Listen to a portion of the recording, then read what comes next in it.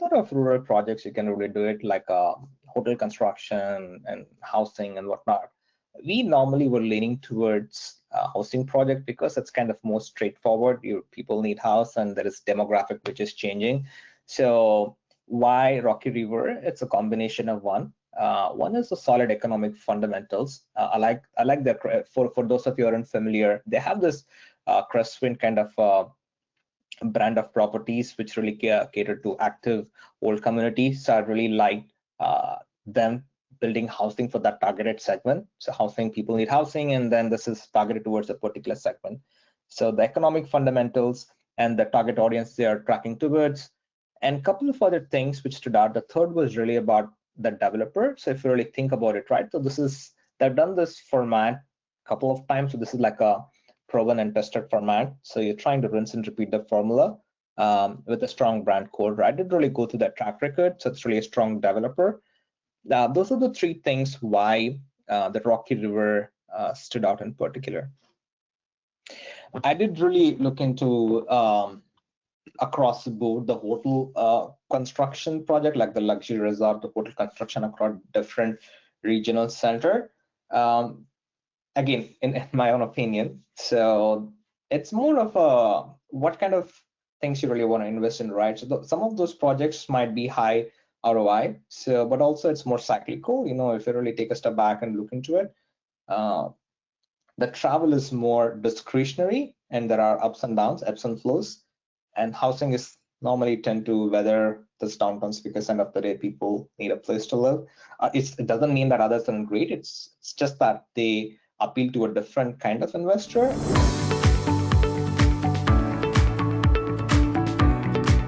So I can give a couple. One was definitely because we're part of the loan fund, that the loan repayment guarantee was great. That was definitely a pivotal point in our decision as well. Right. And even for the loan repayment guarantee, the financials were very crystal clear. The transparency was maintained by both regional center as well as Coulter as a development group, because we had a lot of questions about repayment guarantee, and they were satisfied not just with the emails but with the attachments of financials, as well as you mentioned about the balance sheets and whatnot. So that gave us a lot of confidence. So that's one, definitely the repayment guarantee. And also the progress of the project that we saw over that period of 6 to 10 months showed us that the project was coming to fruition pretty quickly. It was, as we saw people living there, using the amenities, etc. So that was definitely a big part of our decision. Second, adding to that, like it's not just houses being built, houses being sold. So that newsletter with the updates that, you know what, this month we sold more 13, 14, 15 houses. So that gave us more confidence that, it's not just being built, but it's also being disposed of, which helps to build good financials. Correct. And then the third point was that the jobs were already created by the time we invested, which gave us the confidence in the project itself,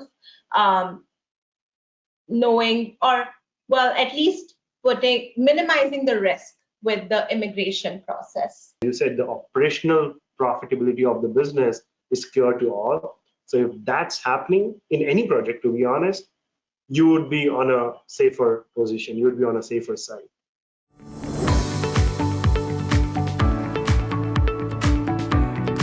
In my mind, the single most important factor that matters in a real estate development like this is the track record of the developer. If they have a successful track record of doing this in the past, and not just once, but multiple times, that gives me great comfort that they know what they're doing and that they're going to repeat the track record. And Coulter Homes has a long track record in the Southeast of developing residential real estate sort that Lakes represents. And so given that track record, I felt that they would be an excellent source of investment and would produce the kind of results I was looking for. So that's the number one.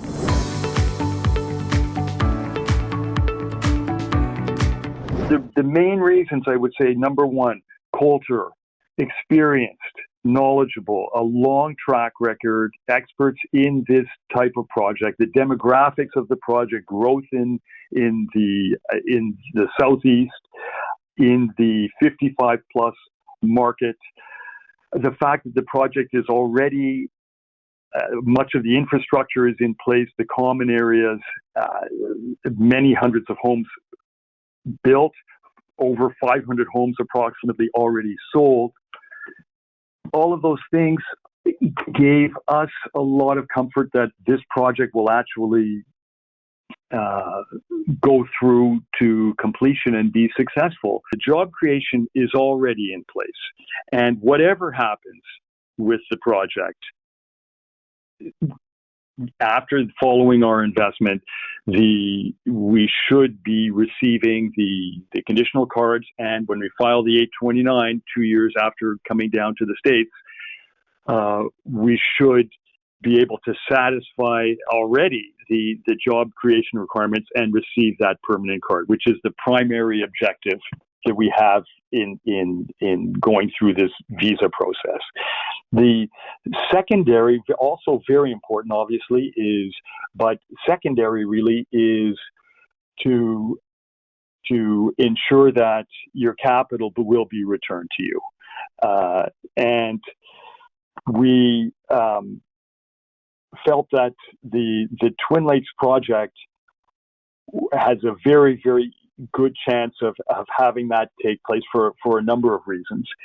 Of course, to comply with the USCIS rules, the funds have to be at risk. There cannot be a guarantee that the money will be returned. So you really try to find a stable project where that is, the greatest likelihood is that the capital will be returned to you after all the job creation requirements are met. So again, I think you try to, especially in terms of real estate, where experience and expertise and having a good track record is absolutely critical. We really liked the Coulter Development Company, Coulter Homes. They've been in business for over 25 years. The project has all of its financing in place. There's a great senior lender in place. The EB-5 is actually a relatively small part of the overall capital stack, which is, I think, a benefit.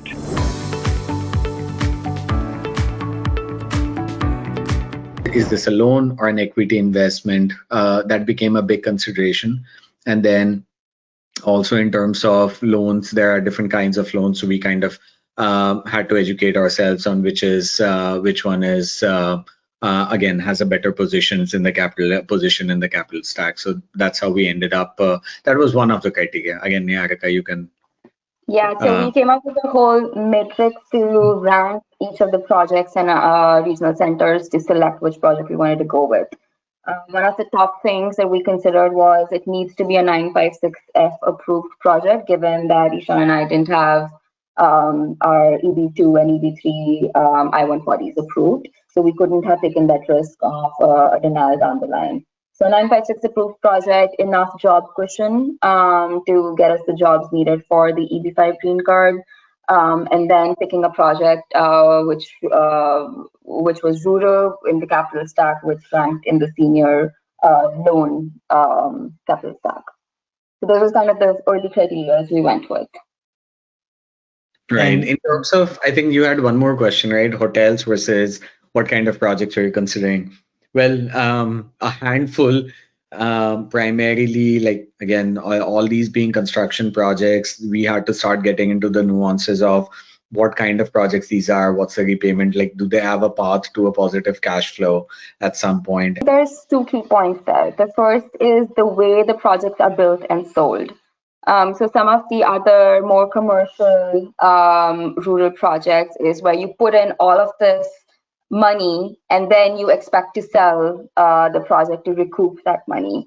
The key difference between those projects and Rocky River is that they're only going to build, say, the first 100 houses. They will sell those houses, assess how the market is doing, and then build the next tranche. So that kind of protects you as an EB-5 investor, that it's not that they're going to sit on 1,000 houses and then wait for them to sell. They're only going to build as much as they think they can sell in the upcoming time. So that kind of hedges a little bit of the risk versus the other commercial real estate, which is you have to build the entire resort to put it on the market for rentals. So I think that was the one of the major differences that I found. I think from a cash flow standpoint, I was also considering the seasonality in terms of the popularity of these destinations. Some of these resorts that we were looking at are typically ski resorts. Again, for that particular urban, for these rural projects, we were looking at ski resorts, hotels, things like that. So we were assessing in general the visitorship of those locations and all that stuff. So in general, I thought that there's some seasonality component to it. Also, resorts and hotels by nature are kind of fall in the discretionary spending category. If there another market downturn were to happen in the long run, I would want to be protected in the sense that discretionary spending and travel gets cut off the first. That's what we saw in COVID. Same thing is what we saw in 2008. So,